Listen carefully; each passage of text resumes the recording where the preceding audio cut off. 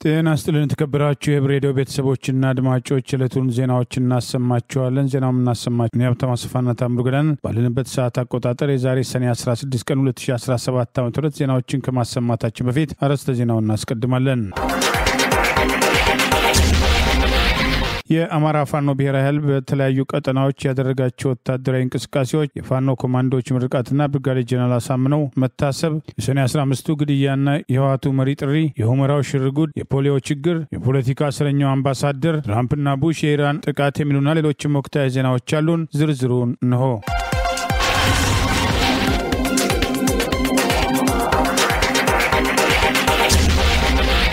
የአማራ ፋኖ ብሔራዊ ኃይል በቤተ አማራ ወሎ ቀጠና በራያና በወረኢሉ የወሰዳቸውን ወታደራዊ እርምጃዎች ተከትሎ ድል መቀዳጀቱን አስታውቋል። የአማራ ፋኖ ብሔራዊ ኃይል ምስራቅ አማራ ኮር 2 ካላኮርማ ክፍለ ጦር ራያ ቆቦ አራምዱ ላይ ታላቅ ጀብዱ መፈጸሙና በወረኢሉም ተመሳሳይ ወታደራዊ እንቅስቃሴ አድርጎ ድል መቀዳጀቱን ዛሬ ሰኔ 16 ቀን 2017 ባወጣው መግለጫ ጠቅሷል። ጠላት በደፈጣ ጥቃት እረፍት የመንሳቱ የማሰላቸቱና የማማረሩ ስራ ዛሬም ቀጥሎ ዛሬ ሰኔ 16 ቀን 2017 ዓመተ ምህረት ካላኮርማ ክፍለ ጦር የሁለተኛና ሶስተኛ ሻለቃ ቃኝ ራያ ቆቦ ወረዳ አርዱም ሊና ወንዝ ድልድይ ላይ የደፈጣ ጥቃት ተሰልፎ ይጓዝ በነበረ የፋሽስቱ አገዛዝ ሰራዊት ላይ መውሰዳቸውን ይኸው መግለጫ ጠቅሷል። እዚህ ፋኖ በወሰደው የደፈጣ ጥቃት በርካታው የጠላት ኃይል ሙትና ቁስለኛ ሲሆን ከጥይት የሸሸውም በድልድይ የዘለለ ገደል ገብቶ ለሞትና ከባድ ጉዳት መድረሱም ገልጿል። ዛሬ ንጋት ላይ ከንጋቱ 11 ሰዓት እስከ ረፋዱ 3 ሰዓት ለሰዓታቶች በቀጠለው በዚህ ተጋድሎ ጠላት ሙትና ቁስለኛ በመሆን በርካታ ኃይሉን ያጣው ጠላት ዛሬ ንጋት 11 ሰዓት እስከ ረፋዱ 3 ሰዓት ለሰዓታቶች በዘለቀው በዚህ ድንገተኛ ጥቃት ጠላት ሙትና ቁስለኛ ሆኖ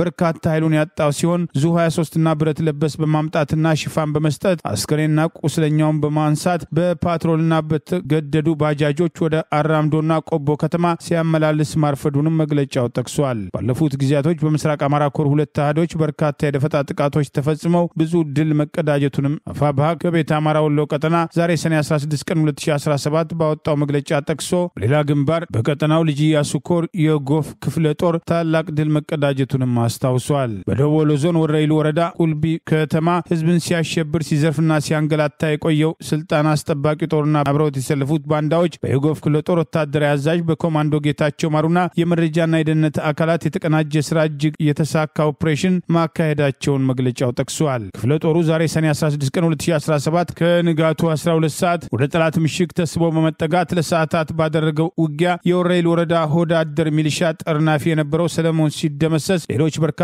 የስርዓቱ ቅጥረኞች ቁስለኛ ሲሆኑ የተረፈው የፋኖን ምት መቋቋም ሲያቅተው ወደ ጉጉፍቶ ከተማ መፈርጠጡን መግለጫው ጠቅሷል። ከጥቃቱ በኋላ ቁልምቢ ከተማ ያለምንም መስዋዕትነት በፋኖ ቁጥጥር ስር መግባቷን ይኸው መግለጫ ጠቅሷል። ውጊያው በአካባቢው ተጠናክሮ መቀጠሉን ያስታወሰው መግለጫ እንደ ውሻ ፍርፋሪ እየጣለ የአብራ ክፋያቸው የሆነውን የአማራ ህዝብ ለመጨፍጨፍ ያስቀመጣቸው ወዳደር ባንዳ አድማ ብተናዎችን ከደሴ በማምጣት ቁልምቢ ተመቶ የነበረውን የአገዛዙን ስልጣን አስጠባቂ ጦርና ባንዳ ሚሊሻ ለማገዝ ቢሞክርም እንደ ተርብ የሚናደፉ የዮጎፍ ክፍለ ጦር ስበርና መብረቅ ሻለቃዎች ወደ ቁልምቢ ከተማ አስበው በማስገባት ሲቀጠቅጡት መዋላቸውን በዚህም ጠላት ቁስለኛውን እንኳን ሳያነሳ ስርቻ ለስርቻ በመጣል በድጋሚ ቁና እየተነፈሰ ጉጉፍቶ ከተማ ፈርጥጧል ሲል መግለጫው ጠቅሷል። አካባቢው ውጊያ እንዳልቆመ የጠቀሰው መረጃ የሸሸውን ጥምር ጦር በመከተል ጉጉፍቶ ከተማ ላይ ፋኖ ከበባ መስራቱን የጎፋ ክፍለ ጦር ህዝብ ግንኙነት መረጃን የጠቆመው መግለጫ ክፍለ ጦሯ ከልጅ ኢያሱ ሌሎች ክፍለ ጦሮች ጋር በመናበብ ግስጋሴያቸውን አጠናክረው እንደሚቀጥሉ እስካሁን ባለው መረጃ መሰረት 4 አድማ ባንዳዎች ሲገደሉ አንድ አድማ ብተና ከነሙሉ ትጥቁ ምርኮኛ መሆኑም ተገልጿል። 11 ክላሽና በርካታ የክላሽ ተተኳሽ የተማረከበት ውጊያ ሲሆን ክፍለ ጦሩ እንደ ክፍለ ጦር እጅግ አመርቂ ውጤት ያስመዘገበበት ትንቅንቅ እንደነበር የዛሬው መግለጫ ጠቅሷል። በትግራይ ክልልና በኤርትራ ህዝቦች መካከል እየተፈጠረ ያለው የህዝብ ለህዝብ ግንኙነትም ተጠናክሮ እንዲቀጥል እንሰራለን ሲሉ በቅርቡ ህጋዊ ሰውነቱ በኢትዮጵያ ምርጫ ቦርድ የተሰረዘው የህዝባዊ ወያነ ሓርነት ትግራይ ህወሓት ሊቀመንበር ዶክተር ደብረጽዮን ገብረ ሚካኤል ገለጹ። ዶክተር ደብረጽዮን ተመሳሳይ ግንኙነቶችም ከሌሎችም ጎረቤትም ህዝቦች ጋር እንዲፈጸም ለማድረግ ትኩረትም ሰጥተን አስፈላጊውን ጥረትም እናደርጋለን ልናረጋግጥላቸውም እንወዳለን ብለዋል። ዶክተር ደብረጽዮን ገብረ ሚካኤል የክልሉ ሰማዕታት ለ37 ለ17ኛ ጊዜ ለማሰብ በሃውዚን ከተማ በተካሄደው ስነ ስርዓት ላይ ባስተላለፉት መልእክታቸው ህዝባችን ከሌሎች ህዝቦች ጋር የሚያጣላ ምንም ነገር የለውም። ከአማራም ከአፋር ከኤርትራም ይሁን ከሱዳን እንደዚሁም ከሌሎችም የኢትዮጵያ ህዝቦች ጋር በሰላም መኖር ከድህነት በመውጣትም በልማት መኖር ነው የምንሻውም ብለዋል።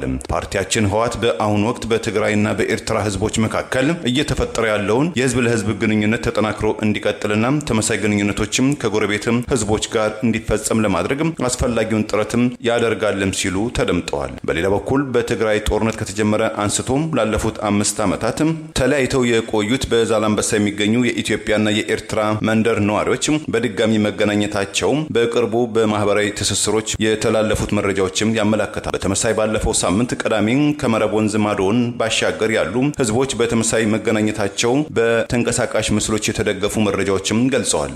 ዶክተር ደብረጽዮን ከዚህም በተጨማሪ በመልእክታቸው የፕሪቶሪያው የሰላም ስምምነት በርካታ ጉዳዮች አልተፈጸሙም ሲሉ በመግለጽ በምሳሌነት የክልሉ ጊዜያዊ አንድነትም አልተከበረም፣ ከ1 ሚሊዮን በላይ የሚሆኑ የክልሉ ተፈናቃዮች ወደ ቀያቸው አልተመለሱም ሲሉም ወቅሰዋል። የፕሪቶሪያው የሰላም ስምምነት በርካታ ጉዳዮች አልተፈጸሙም ያሉት ዶክተር ደብረጽዮን ለስምምነቱ አለመከበር የብልጽግና መንግስትና የክህደት ቡድን ሲሉ የጠሯቸው አካላትን በዋነኛነት ተጠያቂም አድርገዋል። ከ2 ዓመት ከ8 ወራት በላይ ያስቆጠረው የፕሪቶሪያው ሰላም ስምምነት እንዳይከበር ዋነኛ እንቅፋት ሆነው ያሉት የብልጽግና መንግስትና የክህደት ቡድን ያሏቸው የትግራይ ተወላጆች መሆናቸውን የገለጹት ዶክተር ደብረጽዮን የትግራይ ህዝብ ብቻም ሳይሆን ስምምነቱ እንዲፈረም አስፈላጊው ሁሉ ጥረት ያደረጉ ዓለም አቀፍና ቀጠናዊ ተቋማት መሪዎችም ሳይቀር ይህንን ጥሰትም ያውቁታልም ብለዋል። የዋቱ ሊቀመንበር በንግግራቸው የብልጽግና መንግስት ፓርቲያቸውን ለመከፋፈልና ለመበታተን ሰርቷል ሲሉም የኮነኑ ሲሆን ከዚህም በተጨማሪ የክልሉን ህዝብ እርስ በርስ ለማጨፋጨፍ እየሰራ ነው ሲሉም ተደምጠዋል። የብልጽግና መንግስት የፕሪቶሪያውን ሰላም ስምምነት እንደፈለገ ለመዘወር ያስችለው ዘንድ ፓርቲያቸውን ህወሓትን ለሁለት ለመክፈልና ለመበተን ህዝባችንን እርስ በርስ እንዲጨፋጨፍ ጥረትም ሲያደርግ ነበር ያሉት ዶክተር ደብረጽዮን ይህንን ተልዕኮም እንዲፈጽሙለት በፓርቲያችን ውስጥ የተፈጠረውን የክህደት ቡድን የተሟላ የአመራርና ድጋፍም አድርጎለታልም ሲሉም ተደምጠዋል። ከዚህም በተጨማሪ ዶክተር ደብረጽዮን ገብረ ሚካኤል በህዝባችን ላይ የተፈጸመውን የዘር ማጥፋት ያሉትን ወንጀል ዓለም በስሙ እንዲጠራው እነ ጀነራል ሰዓረ መኮንን ግድያም እንዲሁ በህዝባችን ላይ ግፍም የፈጸሙት ላይ ተጠያቂነት እንዲሰፍን ፓርቲያችን ህወሓት በቀጣይነትም ይሰራልም ሲሉ ተናግረዋል። ዓለም አቀፍ ማህበረሰብ የአውሮፓ ህብረትም የአፍሪካ ህብረትም ኢጋድና አሜሪካም የፕሪቶሪያው ሰላም ስምምነትም ተግባራዊ እንዲሆን የበኩላቸውን እንዲወጡም ሲሉም ጥሪያቸውን አቅርበዋል። የአማራ ፋኖ ብሔራዊ ኃይል በጎንደር ቀጠና የተለያዩ ግንባሮች ድል መቀዳጀቱን አስታውቋል። የአገዛዙ ስልጣን አስጠባቂ ጦር ፋኖን አፍናለሁ በሚል በሌሊት ያደረገው እንቅስቃሴ እንዳልተሳካ አስታወቀ።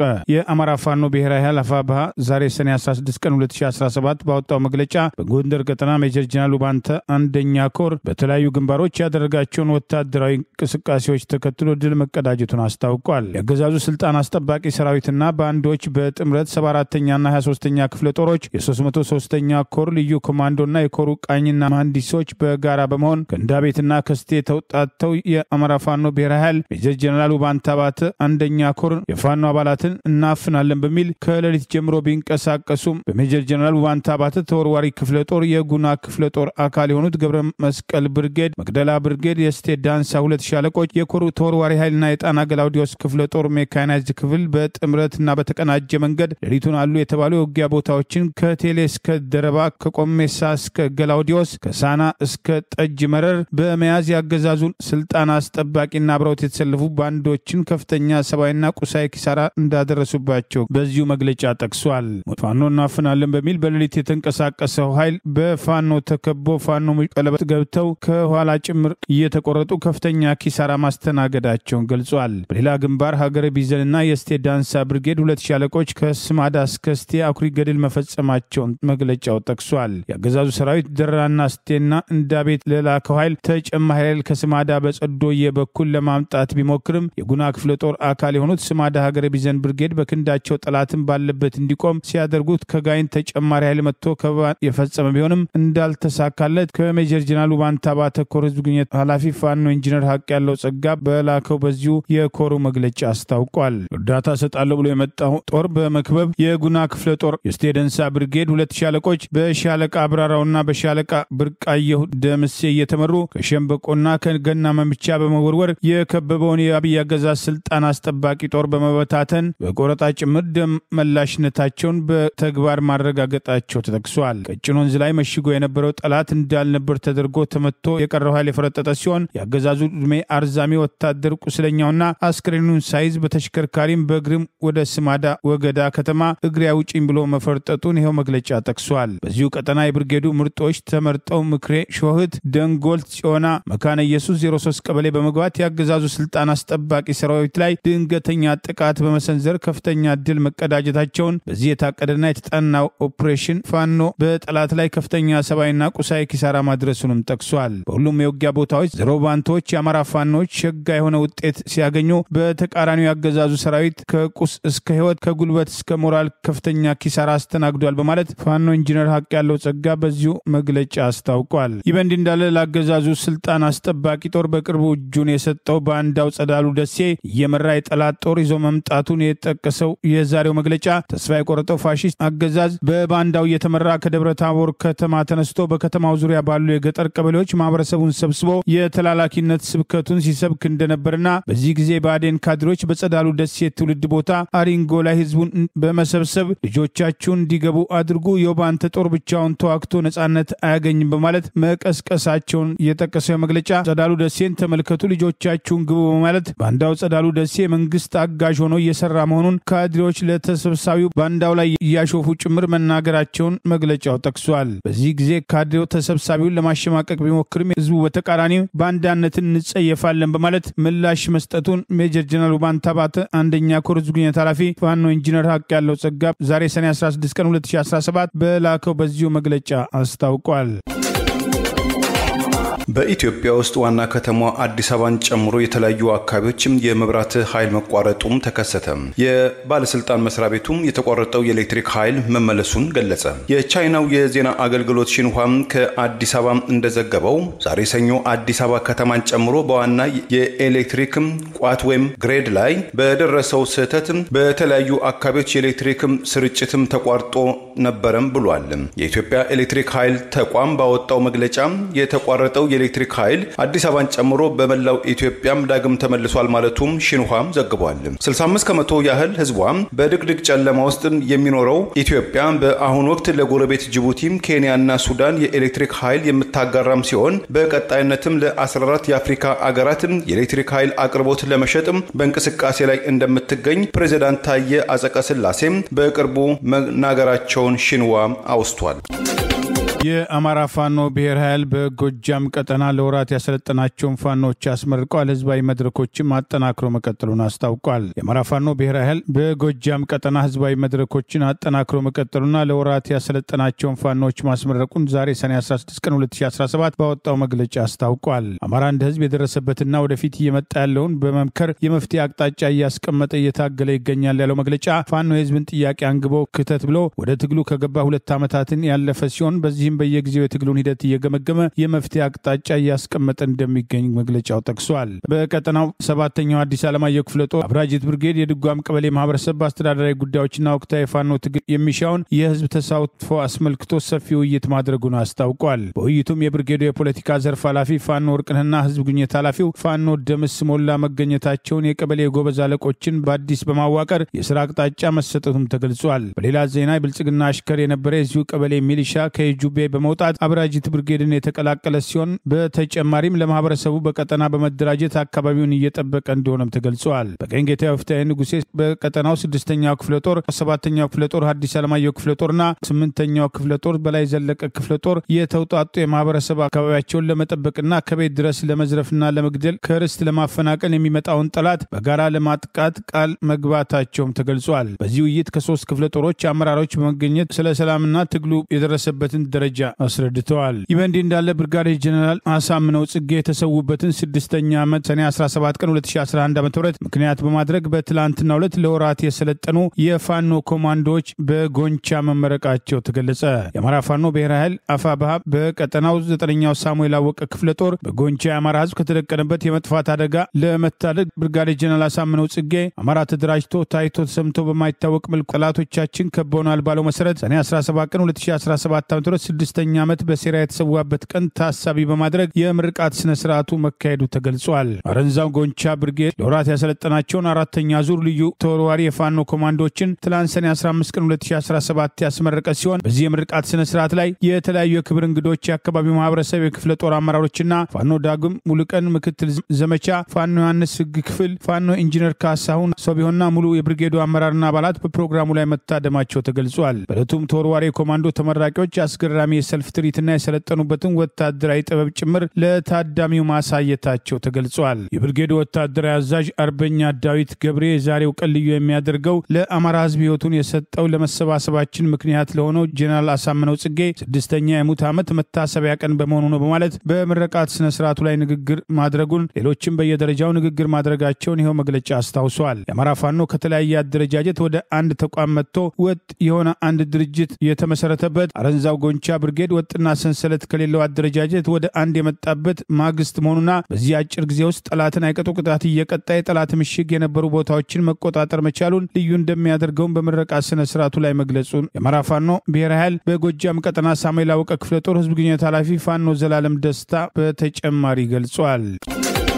በሁመራ ለጌታቸው ረዳ የተደረገው አቀባበልና በወልቃይት ጉዳይ ከነ ኮሎኔል ደመቀ ዘውዱ ጋር በጋራ ስብሰባ መምራታቸው አብይ አህመድ ቃል በገባው መሰረት ወልቃይትን ለህወሓት ለማስረከብ ዝግጅቱን እያጠናቀቀ ነው የሚሉ አስተያየቶች አስከትሎ አቅርበዋል። በአማራ ህዝብ ላይ ጦርነት የከፈተው አብይ አህመድ አገዛዝን እርምጃ አይቶ እንዳላየ በመሆን ከብልጽግና ፓርቲ ጋር ታከው የወልቃይትን ጉዳይ መፍትሄ እናገኛለን ያሉት እነ ኮሎኔል ደመቀ ዘውዱ ዛሬ በደማቅ አቀባበል ሁመራ ላይ የአብይ አህመድ የምስራቅ አፍሪካ ጉዳዮች አማካሪ የተባለው የቀድሞ የትግራይ ጊዜያዊ አስተዳደር ሊቀመንበርና የህወሓት ምክትል ሊቀመንበር ጌታቸው ረዳ በተገኘበት በሁመራ የሞቀ አቀባበል ላደረጉለት ጌታቸው ረዳ በሁመራ በወልቃይት ጉዳይ ህዝብ ሰብስበው አወያይተዋል። በውይይቱ የተነገረውና በአደባባይ ህዝቡ እንዲሰማ የተፈለገው የተለያዩ መሆናቸውን የሚጠቅሱ መረጃዎች በተለይም የጌታቸው ረዳ በአካባቢው መገኘት አስቀድሞ የወልቃይትን ጉዳይ ምዕራብ ትግራይ ብሎ ከመጥራት አልፎ አብይ አህመድም እንደኛ ተመሳሳይ አቋም አለው በህገ መንግስቱ መሰረት መፍትሄ እንዲያገኝ በሚል አስቀድሞ አካባቢው ወደ ትግራይ መካለል አለበት ማለት አስቀድሞ በጉልበት ያካለሉትን ወልቃይት ጠገዴ ጠለምትን ጭምር ወደ ትግራይ ለማካተት ያላቸውን ፍላጎት በጦርነቱ ወቅት ይገልጽ የነበረ ሲሆን አብይ አህመድም በጦርነቱ ወቅት ለወልቃይት በጀት አልመደብንም ለትግራይ ነው የመደብነው ብሎ መናገሩ አይዘነጋም። በአማራ ህዝብ ላይ ግልጽ ጦርነት ያወጀው አብይ አህመድ የወልቃይት የአማራ ማንነትን እናስተባብራለን ያሉት እነ ኮሎኔል ደመቀ ዘውዱ የአብይ አህመድን ወረራ አይተው እንዳላየ ከመሆን አልፈው መከላከያ መከታችን በማለት የአማራ ህዝብን እየጨፈጨፈ ያለውን የአብይ አገዛዝ ስልጣን አስጠባቂ ጦር እያረዱ ከማብላት ጀምሮ ሲያደርጉት የነበረው እንክብካቤ አብይ አህመድ ጊዜውን ጠብቆ ከጀርባቸው ሊወጋቸው መዘጋጀቱን ቅድመ ሁኔታ ያሳያል የሚሉ የዛሬ ውይይትና ስብሰባውን ተከትሎ የሚወጡ አስተያየቶች ገልጸዋል። የወልቃይት የአማራ ማንነት አስመላሽ ኮሚቴን በርካታ አመራሮች ወደ ጎን በማድረግ ኮሎኔል ደመቀ ዘውዱ ሁኔታዎችን ብቻቸውን በመቆጣጠር ከብልጽግና ፓርቲ ጋር ግንባር ፈጥረው ጉዳያችንን እናስፈጽማለን በሚል ያደረጉት እንቅስቃሴ የኋላ ኋላ ለራሳቸውም ህይወት የማይበጅና ካልሆነም ብልጽግና ስር ገብተው የህዝቡን ጥቅም አሳልፈው የሚሸጡበት ሁኔታ ከወዲሁ አመላካች ነው የሚሉ አስተያየቶችና የሰላ ትችቶችም አስተናግደዋል። ወልቃይትን በሚመለከት በትግራይ ክልል ውስጥ ስለነበረ እስካሁን የነበረው ወልቃይት ለትግራይ ክልል የሚመደብ በጀት ይመደባል እኮ አላያችሁን? ዘንድሮ ተመድቧል እኮ። ለምን መደብን? ማቋረጥ አንችልም። ህገ መንግስቱ ለሁሉም ክልሎች መድቡ ይላል። አምናም ጸድቆ ነበር፣ ሊጠቀሙበት አልቻሉም። ፈሰስ ተደርጓል። ዘንድሮም ተበጅቷል። በአንድ በኩል ህወሓት ወታደራዊ ዝግጅት በማድረግ ወልቃይትን በኃይል እቆጣጠራለሁ ሲል ከአብይ አህመድ ጋር ግንባር የፈጠረው ጌታቸው ረዳ ቡድን ደግሞ ወልቃይትን በሰላማዊ መንገድ እናስመልሳለን፣ ጦርነት አያስፈልግም፣ በህገ መንግስቱ መሰረት ተመልሶ ወደ ትግራይ ይካለላል በሚል በተደጋጋሚ መግለጫ ሲሰጥ መቆየቱ አይዘነጋም። ሰሞኑንም ህወሓት ወረራ ሊያደርግ ነው በሚል ስምረት የተሰኘው የጌታቸው ረዳ ቡድን አዲስ ፓርቲ ባወጣው መግለጫ ተፈናቃዮች ወደ ቦታው እንዲመለሱ የትግራይ ሉዓላዊ ግዛት ያለው እንዲከበር ጠይቋል። ህወሓት በጉልበት በሚቆጣጠራቸው አካባቢዎች የዘር ማጥፋት ጭምር በወልቃይት የአማራ ማንነት ጥያቄ አራማጆችና ጥያቄውን ይደግፋሉ በተባሉ ላይ ጭምር ለዓመታት ሲፈጽም የቆየ ሲሆን የአማራ ህዝብ ባልተወከለበትና ከነሱ ፍላጎት ውጪ ተግባራዊ ያልተደረገም በተባለው ህገ መንግስት መጽደቅ በፊት በሽግግሩ ጊዜ በአማራ ክልል ጭምር የነበረውን አካባቢ በጉልበትና በኃይል ከጠቀለለው በኋላ በህገ መንግስት ሽፋን ከአብይ ጋር ግንባር ፈጥረው አካባቢውን ለመቆጣጠር ያላቸውን ዝግጅት ያሳያል የሚል አስተያየት ተከትሎ ቀርበዋል።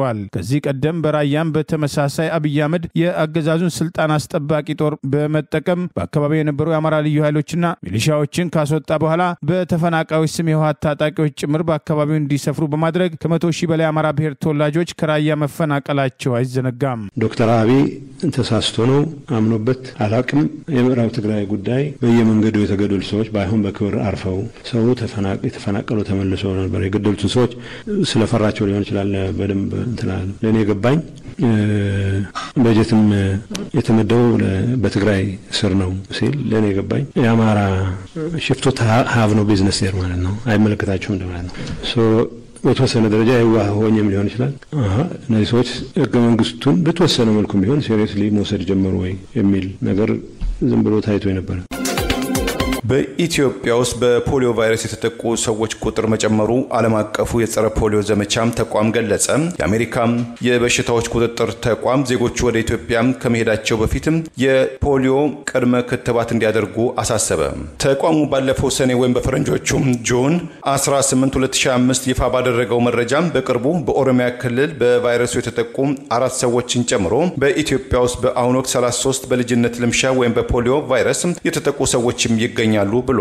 ኢትዮጵያ የልጅነት ልምሻን ወይም ፖሊዮን ለመከላከል ባለፉት 10 ዓመታት ጥረት ስታደርግ እንደነበረ ያወሳው የዓለም አቀፉ የጤና ተቋም በእንግሊዝኛው ምህጻረ ቃል WHO ህፃናት የሰውነት መከላከል አቅማቸው ወይም ኢሚዩን ሲስተማቸው ማሽቆልቆል ቁጥጥር አልባው የሰዎች እንቅስቃሴ የበሽታው መስፋፋትን እንዲጨምር አድርጎታል ብሏል። በኢትዮጵያ ውስጥ ባለፈው ጥር ወር ወደ 15 ሚሊዮን ህፃናት የጸረ ፖሊዮ ክትባት ማግኘታቸውን የጠቆመው ዘገባው የአሜሪካ የበሽታዎች መቆጣጠሪያም ተቋም በእንግሊዝኛው ምህጻረ ቃል CDC በቅርቡ ባወጣው የጤና ምክረ ሐሳብ ፖሊዮ ያለባቸው የኢትዮጵያ አካባቢዎችም የሚጓዙ ሁሉም ጎብኚዎች በቅድሚያም ክትባት ሊከተቡ ይገባል ሲል ለአሜሪካ ዜጎች ማሳሰቢያ መስጠቱም ተመልክቷል። በኢትዮጵያ ውስጥ የፖሊዮ ቫይረስ ለመጀመሪያ ጊዜ ተጠቂ የታየው እንደ ፈረንጆቹ አቆጣጠር በ1999 የዛሬ 26 ዓመትም ሲሆን ለተከታታይ 3 ዓመታት ቫይረሱ አለመታየቱ ከዚያም በኋላ እንደ ፈረንጆቹ አቆጣጠር ከ2004 እስከ 2008 ማገርሸቱ ለዚህም ችግር በአፍ የሚሰጥ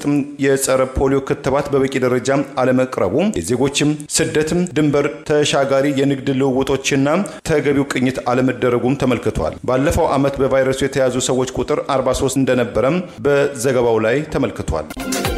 የትብብር ፓርቲ አመራሮች የፖለቲካ እስረኞችን መጠየቃቸውን አሳውቀዋል። መንግስት በፖለቲካ አመለካከታቸው ያሰራቸውን ልሂቃንና ጋዜጠኞች እንዲፈታ ጥያቄ ማቅረባቸው ተገልጿል። እናት ፓርቲ፣ መኢአድ፣ ኢህአፓና አማራ ጊዮን ንቅናቄ ፓርቲ ከተባሉ የትብብሩ ፓርቲዎች የተውጣጡ መሪዎችና የተወሰኑ ጠበቆቻቸው በጋራ በመሆን እሁድ ሰኔ 15 ቀን 2017 የፖለቲካና ህሊና እስረኞችን ቅሊንጦና ቃሊቲ እስር ቤቶች በመገኘት መጎብኘታቸውን ዛሬ በፓርቲው ገጽ ላይ ባወጡት መግለጫ ጠቅሰዋል። በለቱ አቶ ክርስቲያን ታደለ፣ አቶ ታየ ደንዳ፣ ዶክተር ወንደሰን አሰፋ፣ ዶክተር ጫኔ ከበደ፣ ዶክተር ካሳ ተሻገር፣ በዕለቱም የምክር ቤት አባላቱ አቶ ክርስቲያን ታደለ፣ ዶክተር ካሳ ተሻገር፣ አቶ ዮሐንስ ቦያለውን ጨምሮ ቀድሞ ሰላም ሚኒስትር ዴኤታ አቶ ታየ ደንዳ፣ ዶክተር ወንደሰን አሰፋ፣ ዶክተር ጫኔ ከበደ፣ ረዳት ፕሮፌሰር ሲሳይ አውግቸው፣ ዶክተር ቴድሮስ ኃይለማርያም፣ ጠበቃ ለልይ ምህረቱ፣ አቶ ጫኔ ያለው ዘየደ፣ ጋዜጠኛ ዳዊት በጋሻው፣ ጋዜጠኛ ጎበዜ ሲሳይ፣ ጋዜጠኛ አባይ ዘውዱ፣ መምህርትና ጋዜጠኛ መስከረም አበራና ጋዜጠኛ ገነት አስማማው መጠየቃቸውን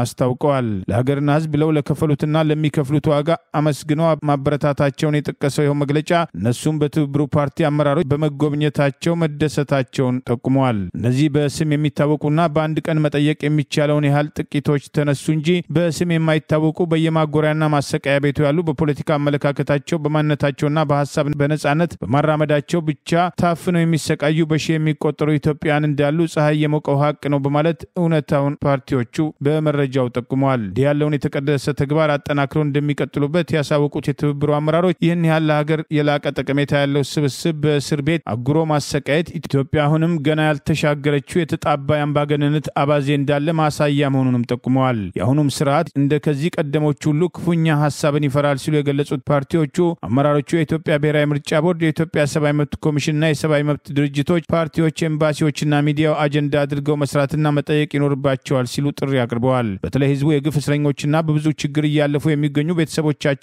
አዘውትሮ መጠየቅ ለነገ የሚባል ተግባር አይደለም ሲሉም ጥሪ አቅርበዋል። አመራሮቹ አያይዘውም መንግስት በፖለቲካ አመለካከታቸው ያሰራቸውን ሊቃና ጋዜጠኞች እንዲፈታ አበክረው መጠየቃቸው ዛሬ በእናት ፓርቲ ማህበራዊ ገጽ ይፋ ባደረጉት መግለጫ ጠቅሰዋል። ይህ በእንዲህ እንዳለ የምክር ቤት አባላቱ እናቱ ዮሐንስ ቦያለውን ስም በማጥፋት በፍርድ ቤት እንዲቀርብ ተደጋጋሚ ጥሪ የተደረገለትና የፌዴራል ፖሊስ ፈልግ ያጣሁት ራሱን ሰውሯል አላቀርብም በማለት ለፍርድ ቤቱ እምቢባይነቱን የገለጸበት የአብይ አገዛዝ ማህበራዊ ሚዲያ ፈቀላጤዎች አንዱ ስዩም ተሾመ ዛሬ አብይ አህመድ ጋዜጠኞችና የተለያዩ ማህበራዊ አንቂዎች ጋር ያደረኩት ባለው ውይይት መሳተፉ ጥያቄ አስነስቷል። ጋዜጠኛ ጎበዜ ሲሳይን ከጅቡቲ ድረስ አፍኖ ያመጣውና በህግ ሽፋን ዛሬም በርካታ የአማራ ብሔር ተወላጆችን ጨምሮ የፖለቲካና ህሊና እስረኞችን እያሰቃየ የሚገኘው የአብይ አገዛዝ የሱ ጉዳይ አስፈጻሚ የሆነውን ግለሰብ ከህግ በላይ በማድረግ ዛሬ አብይ አህመድ በተገኘበት ስብሰባ ላይ እንዲገኝ በማድረግ ለህግና ስርዓት ያላቸውን ንቀት በተግባር ማሳየታቸው የተገለጸ ነው። በአማራ ማንነታቸው የታሰሩትን ጨምሮ የፖለቲካና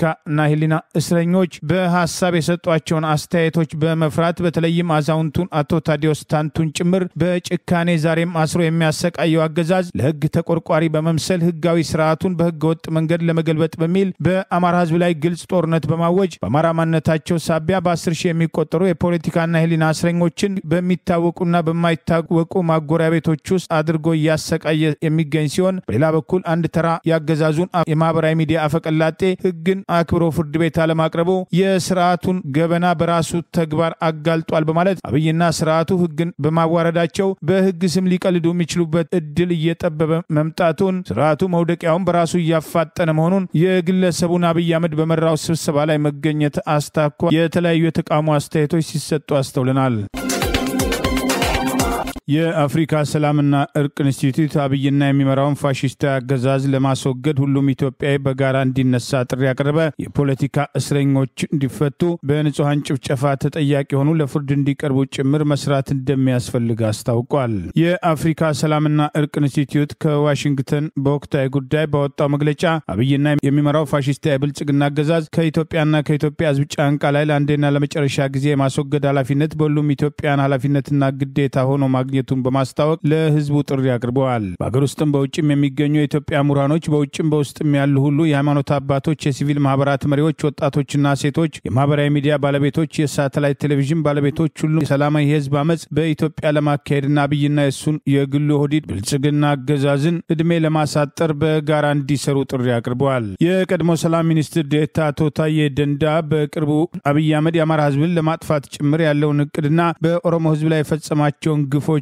አስታከው የሰጡትን ምስክርነት ዋጋ እንደሚሰጠው የጠቀሰው የአፍሪካ ሰላምና እርቅ ኢንስቲትዩት መግለጫ አቶ ታዬን ጨምሮ በእስር ላይ የሚገኙ የህሊናና የፖለቲካ እስረኞችን በማሰር ወጣቶችን በመረሸን ህዝብን በጦርነት በመጨፍጨፍ ስልጣኑን ለማስቀጠል የወሰነው አገዛዝ ህዝቡ በዝምታ ሊተባበረው አይገባም፣ ልጆቹን አሳልፎ እየሰጠ የአገዛዙን ጭቆና አሜን ብሎ መቀበል የለበትም በማለት ጥሪ አቅርበዋል። ይህ በእንዲህ እንዳለ የአብይ አገዛዝ ኮሚኒኬሽን ሚኒስትር ዶክተር ለገሰ ቱሉ ዛሬ በማህበራዊ ገጹ የጻፈው አስተያየት አነጋጋሪ ሆነዋል። የቀድሞ ሰላም ሚኒስትር ዴኤታ አቶ ታዬ ደንዳና የቀድሞ የአማራ ክልል ፕሬዚዳንት ኋላም የውጭ ጉዳይ ሚኒስትርና የአብይ አህመድ የደህንነት አማካሪ አቶ ገዱ አንዳርጋቸው የሰጧቸውን አስተያየቶች በወቀሳ በማንሳት ጦርነት ይቁም በሚል በማህበራዊ ሚዲያ የተደረገውን ውይይት ጭምር ያወገዘው ለገሰ ቱሉ እሳትና ጭድ ያላቸው ኃይሎች በአንድነት ተሰልፈዋል በማለት በህወሓት የበላይነት የሚመራው ኢህአዴግ ከ7 ዓመት በፊት ስልጣኑን ከማጣቱ በፊት የቀድሞ ጠቅላይ ሚኒስትር አማካሪ በኋላም የህወሓት ምክትል ሊቀመንበር ጌታቸው ረዳ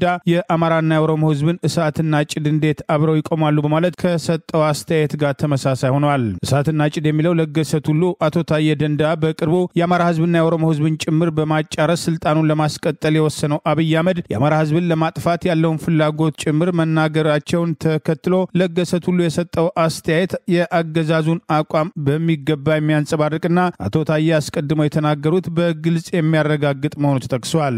ለገሰ ቱሉ የኦሮሞ ብልጽግና ፓርቲ ከፍተኛ የፖለቲካ ሰው ሲሆን አብይ አህመድ እና አቶ ዮሐንስ ቦያለውን ከአማራ ብልጽግና ከተባለው ካባረረ በኋላ በምትካቸው ለአማራ ብልጽግና ፓርቲ ከሾማቸው አመራሮች አንዱ መሆኑ አይዘነጋም። ይህ በእንዲህ እንዳለ አገዛዙ አቶ ታዬ ከመታሰራቸው በፊት ሊገላቸው አስበው እንደነበር ጀዋር መሐመድ በማህበራዊ ገጹ ጽፈዋል። የብልጽግና ተቀላቢዎች ታዬ ቃለ መጠይቅ ያደረጉለትን ሰዎች ወደ ውጭ እናስወጣዋለን በማለት ሊያስገድሉት ነበር የሚል ፕሮፓጋንዳ መንዛታቸውን ጠቅሶ ከችሎት መልስ ከቤቱ ይዘው መልሰው ያሰሩት ቀንም ፖሊስ በሞያሌ ሊወጣ ሲል ያዝ ነው በማለት ለፍርድ ቤቱ ነግሮ ነበር። ይህ ፍጹም ውሸት ነው በማለት ታዬ ፈጽሞ ከሀገር የመውጣት ፍላጎት እንደሌለው 100% አረጋግጫለሁ ብለዋል። ታዬ ከስር እንደተፈታ ብዙ የሀገር ሽማግሌዎች ከሀገር እንዲወጣ እንዳግባባው መውጫም እንዳመቻችለት ወቱታዊ ነበር ያለው ጀዋር መሐመድ እኔም ይህን ሐሳብ ለታዬ ገልጬለት ነበር፣ እሱ ግን የፈለገው ነገር ቢመጣ አልወጣም የሚል አጭር መልስ ሰጥቶኛል ሲል ጽፏል። ታዬ ከመያዙ በፊት ባሉት ሳምንታት የአብይ ቀለብተኞች ታዬ በሞያሌ ሊወጣ ነው የሚል ፕሮፓጋንዳ ይነዙ እንደነበር አስታውሶ ጀነራሎችና ሚኒስትሮች ጭምር አብይ አህመድ ሊያስረው እንደወሰነና ከሀገር እንዲወጣ ሲነግሩት ነበር። ታዬ ግን ወይ ፍንክች ብሎ በአቋሙ መጽናቱን አስታውሶ በሞያሌ አስወጥተው ሊገድሉት ነበር የሚለው ውንጀላ አብይ ራሱ ያቀደው ነገር ነበር ሲል ታዬን ለመግደል አገዛዙ አቅዶ እንደነበር ጭምር በማህበራዊ ገጹ አጋልጦ ታዬ ከሀገር መውጣት ቢፈልግ እንኳን ታዬ ቀርቶ ከመሃል ሀገር ዝሆንም ቢወጣ አገዛዙ ደህንነት ብቃት እንደሌለውም ገልጿል። የአብይ አገዛዝ አዳክሞታል ያለው ደህንነት በዝርፊያ ላይ መሰማራቱና ብቃት እንደሌለውም ጠቅሷል።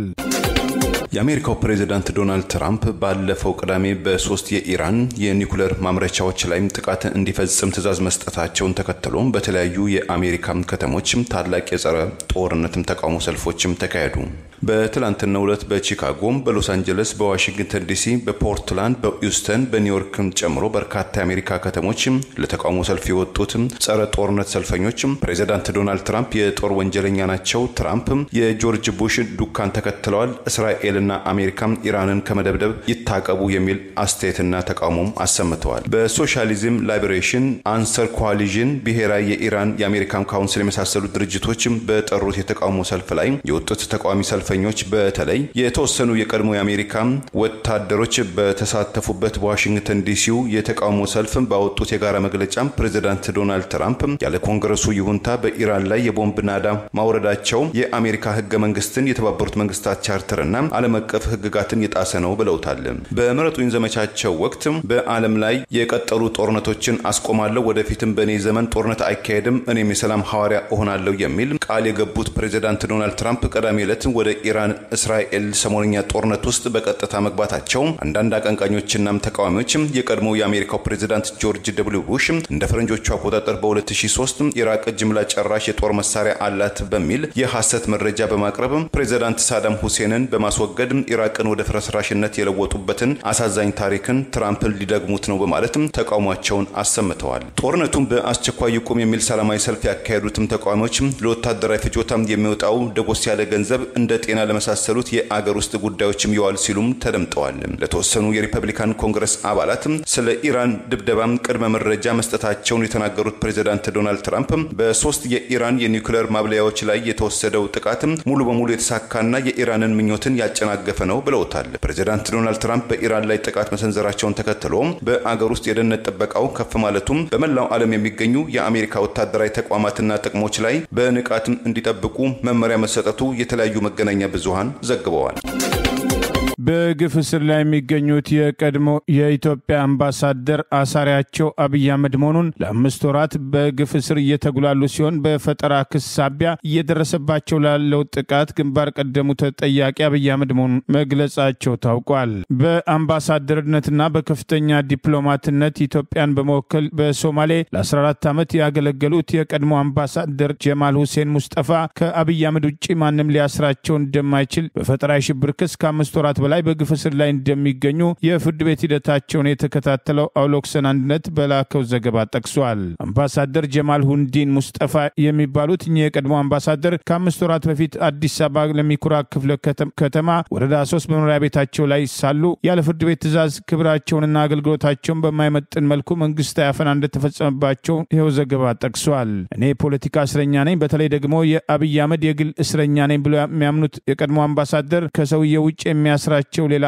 አካል እንደሌለ መጠቆማቸው ታውቋል። አምባሳደሩ ለመታሰራቸውና በፈጠራ የሽብር ወንጀል ለመከሰሳቸው እንደ ምክንያት የሚቆጥሩት ምናልባት የሚሰሩበትን ቦታ ስለፈለጉት ይሆናል የሚል ግምት ያላቸው ሲሆን በኢትዮጵያና በሶማሊያ መካከል እንደ ድልድይ ሆነው ማገልገላቸውን በመጥቀስ የሀገር ባለውለታ መሆናቸውን አስታውሰዋል። የዶክትሬት የትምህርት ዝግጅት ያላቸው እኚህ በውጭ ጉዳይ ሚኒስቴር መስሪያ ቤት የአፍሪካ ጉዳዮች ዳይሬክተር ጀነራል በመሆን እያገለገሉ የነበረ ሲሆን ዲፕሎማቱ ቀደም ሲል ለ14 ዓመታት ያህል በሶማሊያ ሞቃዲሾ ኢትዮጵያን በመወከል ያገለገሉ ሲሆን 10 ዓመት ከፍተኛ ዲፕሎማት በመሆን 4 ዓመት ደግሞ በሶማሊያ ኢትዮጵያ አምባሳደር ሆነው አገልግለዋል። ከዚህ በተጨማሪ ለ9 ዓመት ያህል በሶማሌ ክልል የከፍተኛው ፍርድ ቤት ፕሬዝዳንት ሆነው ስለማገልገላቸው የጠቀሰው ዘገባ አምባሳደር ጀማል ከቅሊንጦ ማረሚያ ቤት ሰኔ 13 ቀን 2017 በፌዴራል ከፍተኛ ፍርድ ቤት መቅረባቸውን ያስታወሰው የአብሎክሰን አንድነት ዘገባ ከሳሽ አቃቢ 3 የደረጃ ምስክሮችን አቅርቦ ያስመሰከረ ሲሆን ምስክሮች ቤታቸው ሲፈተሽ በሕግ የሚያስጠይቅ ምንም ነገር እጃቸው ላይ እንዳልተገኘ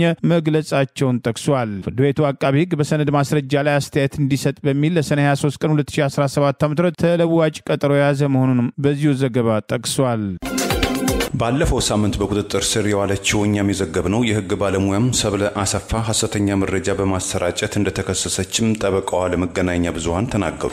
የህግ ባለሙያም በወንጀል የተገኘን ንብረት ህጋዊ ማስመሰል እናም ሽብርተኝነትን በገንዘብ መደገፍም ለመቆጣጠር በጸደቀው ማሻሻያ አዋጅ ዙሪያ በማህበራዊ ትስስር ገጿ ላይ አስተያየት መስጠቷን ተከትሎ ባለፈው ሳምንት ሐሙስ በቁጥጥር ስር መዋሏን መዘገባችን ይታወሳል። አርብ ሰኔ 12 ልደታ ፍርድ ቤት 11ኛ መደበኛ ችሎት የቀረበችው የህግ ባለሙያም ሰብለም የዋስትና መብቷም ተከብሮ በ30 ሺህ ብር ዋስ በማግስቱም ቅዳሜም ከስር የተፈታች ሲሆን በማሻሻያው በሽፋን ስር ምርመራ የሚያከናውኑ መርማሪዎችም ከአቅማቸው በላይ ሆኖ ከግድያ ወንጀል በስተቀር በሚፈጽሟቸው ወንጀሎችም እንደማይከሰሱ መደንገጉን ተከትሎ መነጋገሪያ ርዕስ መሆኑ ይታወሳል። ጠበቃ ሰብለም በመቶ ሺዎችም ተከታታይ ባሏትና በስሟም በተከፈተው የቲክቶክና የፌስቡክ ገጾቿ ላይ ስለ ድንጋጌው ሁለትም አስተያየቶችን የሰነዘረች ሲሆን ይህንን ተከትሎም ሐሙስም ሰኔ 12 2017 ከቀኑ 7 ሰዓት አካባቢ በፖሊስ እንፈልግሻለን ተብላም ሜክሲኮ በሚገኘው ፌደራል ፖሊስ ወንጀል ምርመራ ቢሮ መታሰሯን ጠበቃዋ አቶ አንዱዓለም በእውቀቱ ለመገናኛ ብዙሃን ገልጸዋል። በማግስቱም አርብ ሰኔ 13 ልደታ ፍርድ ቤት 11ኛ መደበኛ ችሎት የቀረበችው ጠበቃም ሰብለም የጥላቻ ንግግርና ሐሰተኛ መረጃን ስርጭትን ለመከላከልና ለመቆጣጠር የወጣውን አዋጅ 1185 ህዝባር 2012 አንቀጽ 2 እና 3 5 እና 7 ተላልፋ ተገኝታለች በሚል ክስን ተመስርቶባታል ብለዋል። የወንጀል ዝርዝሩም ተከሳሿ የወንጀል ድርጊትም ስለመፈጸሟና የተጠርጣሪነትም ቃል መስጠቷን የሚያስረዳ ሲሆን በጠበቃዋም ይህንን ቃል በፖሊስ ጫና ስር ጠበቃና አማካሪዋ በሌሉበትም የተሰጠ በመሆኑ አንቀበለውም ብለዋል። ተከሳሿን ጠበቃ ሰብለም ጥፋተኛ ነኝ ብላም አታምንም ሲሉ የደንበኛቸውን አቋም የተናገሩትም ጠበቃዋም ሐሳብን በነጻነት የመግለጽ መብትና በተከሰሰችበትም አዋጅም የማያስከስስም ተብሎ የተቀመጡ ሁኔታዎችም ጥበቃ እንደሚሰጣትም ገልጸዋል። አንድ ሰው ሙያዊ ትንታኔ በሰጠበት ጉዳይ ላይ ሊጠየቅም አይገባም አዋጅም ላይ የለም ያሉትም ጠበቃው አቶ አንዱዓለም አንድ አስተያየት ሐሰተኛና ጥላቻ ንግግር ተብሎ የሚወሰደው በዜና ትንታኔ በሙያም በፖለቲካም ትችትም ሲቀርብ ነው በማለትም ስለ ክሱ አብራርተዋል። ከደንበኛቸው ጠበቃም ሰብለ ጋር በአወዛጋቢው አዋጅ ዙሪያም የተለያዩ ሐሳብ እንዳላቸው የጠቆሙትም ጠበቃው አቶ አንዱዓለም አስተያየቱ የሚያሳስር ቀርቶ የሚያስወቅስም የሚያነጋግርም አይደለም ሲሉም አጣጥለውታል። ባለፈው ቅዳሜ በ3 የኒውክሌር ማብለያ ተቋማቶች ላይ በአሜሪካ ጥቃት የደረሰባት ኢራን በአሜሪካ ወታደራዊ ተቋማት ላይ የግብረ መልስ መስጠቷም ተሰማ። ታይምስ ኦፍ እስራኤል የኢራን መንግስታዊ መረጃን ጠቅሶ በተንቀሳቃሽ ምስል አስደግፎም እንደገለጸው ኢራን ለአሜሪካም አጠፋም እርምጃ በሚመስል ሁኔታ በኳታር ዶሃና በኢራቅ በሚገኙት የአሜሪካ ወታደራዊ ቤዞች ላይ የሚሳኤል ውርወራን ፈጽማለችም ብሏል። ኳታር የአየር ክልሏን የዘጋች መሆኑን ተከትሎ በኳታር የሚገኘው የአሜሪካ አዴድ የአየር ቤዝ ከኢራን በኩል የሚሳኤል ጥቃት መሰንዘሩ በኢራቅ የሚገኘው አኒ አል-አስሃድ የአየር ኃይል ቤዝ የአየር መቃወሚያም ክፍሉ በንቃት ላይ እንደነበረም ተገልጿል። የአሜሪካ ነጩ ቤተ መንግስትም ጉዳዩን በቅርበት እየተከታተለ መሆኑን የተገለጸም ሲሆን የአሜሪካና የእንግሊዝ መከላከያ ሰራዊትም በፈረቃ የሚገለገሉበት የዶሃው ኤር ቤዝ በርካታ አውሮፕላኖች የተከማቹበት እንደነበረና አሜሪካን በኢራን ላይ የቦምብ ናዳ ማዝነቧን እንደዚሁም ኢራንን በአሜሪካ ላይ ከዚህ ከዚህ ቀደም ያልታየ ግብረ መልስም ለመስጠት መዛቷን ተከትሎ ለጥንቃቄ ሲባል በዶሃ የነበሩ ከደርዘን በላይ የጦር አውሮፕላኖችም ወደ ሌላ ስፍራ መወሰዳቸውን የሳተላይት መረጃዎችም ያሳያሉ ተብሏል። ሮይተርስ የዜና አገልግሎት የአይን እማኞችን ጠቅሶ እንደዘገበው በዶሃ ሰማይ ላይ ከባድ የፍንዳታ ድምጽ መሰማቱን በዶሃም ሰማይ ላይ እንዲሁ የሚሳኤሎችም ብልጭታዎች መታየታቸውን ነዋሪዎች ነግረውኛል ብሏል። በሌላ ተመሳሳይ ዜና 10ኛ ቀኑን ባስቆጠረው የኢራንና የእስራኤል ጦርነት ላይ ዋነኛ ተዋናያን የሆነችው እስራኤል ዛሬ በኢራን የሚሳኤል የሳተላይትና የራዳር ማማዎች ላይ ያነጣጠረ ጥቃት መፈጸሟን የመከላከያ ሚኒስትሯም አስታውቋል። በኢራን የአገር ውስጥ ጉዳይ ላይ ጥቃት ማድረጉን ለመጀመሪያ ጊዜ ይፋ ያደረገው የእስራኤል መከላከያ ሚኒስትር የኢራን መንግስት ዜጎቹን ያሰረባቸውና የጭቆና ማዕከል ባለው አስቸጋሪው የኤቨን እስር ቤት ላይም ጥቃት ማድረሱን አስታውቋል።